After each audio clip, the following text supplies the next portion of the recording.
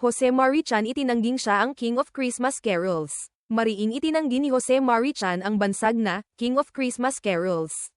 Aniya, bago pa man siya ipinanganak, marami ng kilalang kantang pamasko sa bansa gaya ng Ang Pasko ay sumapit.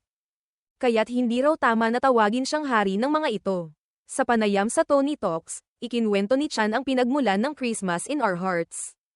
Nagsimula raw ito bilang kanta tungkol sa tubig noong 1988, at kalaunan ay ginamit niyang muli ang melodiya para sa Christmas album niya noong 1990.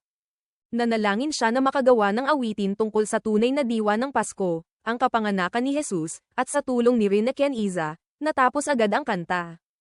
Dapat sana ay si Lea Salonga ang makakaduet niya, ngunit nauwi ito sa kanyang anak na si Liza dahil abala si Lea sa Miss Saigon. Bukod dito, siya rin ang sumulat ng Mamang Sorbetero at ilang sikat na love songs tulad ng A Love to Last a Lifetime at Can We Just Stop and Talk a While. Hanggang ngayon, patok pa rin ang mga kanta ni Chan tuwing Vermonts, dahilan para automatikong may ugnay siya sa Pasko, kahit para sa kanya, hindi siya ang tunay na hari ng mga kantang pamasko.